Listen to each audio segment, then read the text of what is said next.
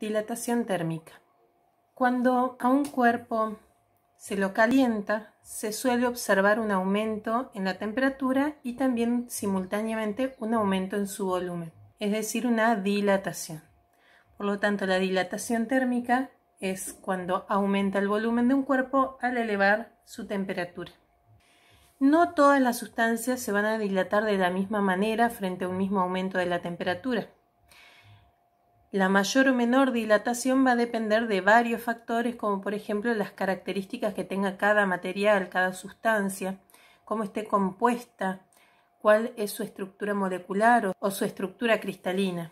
Por lo tanto, cada sustancia tendrá menor o mayor dilatación según la sustancia que sea.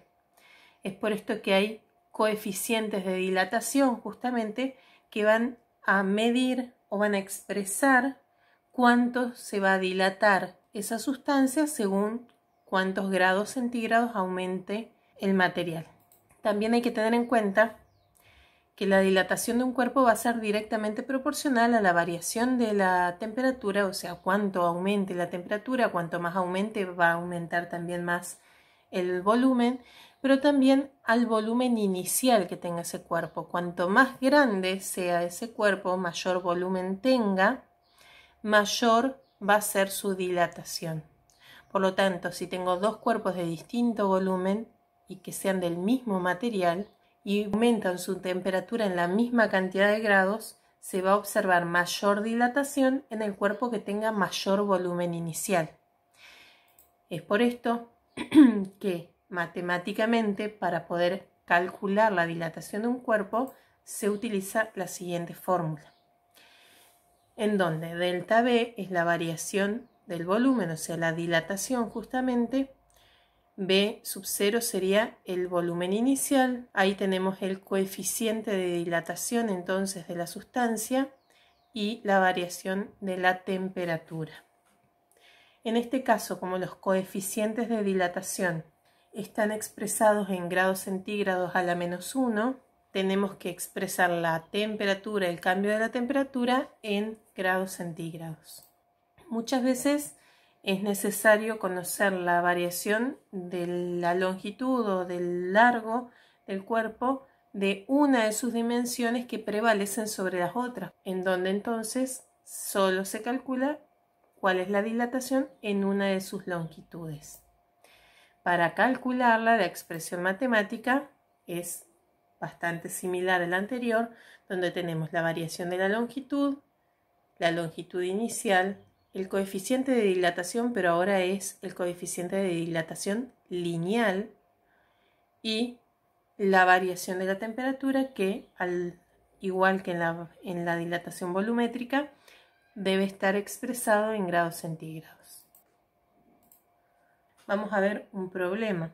Si un hilo de cobre de 30 centímetros incrementa su temperatura en 120 grados centígrados, ¿cuántos centímetros se dilatará y cuál será su longitud final? Y acá aparece el coeficiente de dilatación entonces del cobre. Entonces tenemos como datos la longitud inicial, que es 30 centímetros, la variación de la temperatura, que son 120 grados centígrados, el coeficiente de dilatación, que es 1,7 por 10 a la menos 5 grados centígrados a la menos 1, y sabemos que la fórmula entonces para calcular dilatación lineal es variación de la longitud es igual a longitud inicial por coeficiente de dilatación por variación de la temperatura. Ponemos entonces los datos cada cual en su lugar.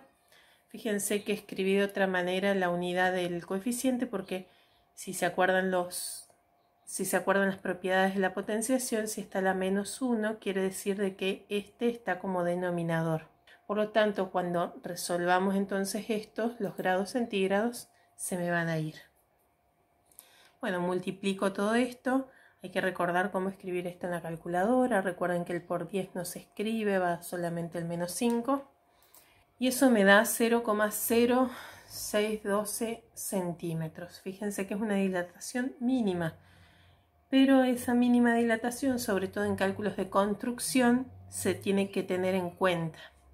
Esa es la primera pregunta, en cuántos centímetros se dilatará. Y me falta la segunda pregunta que dice cuál es la longitud final.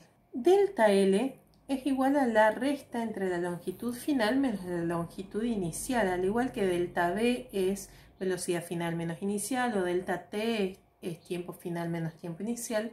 Acá también es longitud final menos inicial. Por lo tanto, si lo que quiero calcular es la longitud final, voy a pasar la longitud inicial al otro lado sumando, ya que acá está restando. Entonces me queda que la variación de la longitud más la longitud inicial es igual a la longitud final. La variación de la longitud o la dilatación, que es 0,0612 centímetros, más los 30 centímetros, que sería la longitud final. Por lo tanto, me da que la longitud final es de 30,0612 centímetros.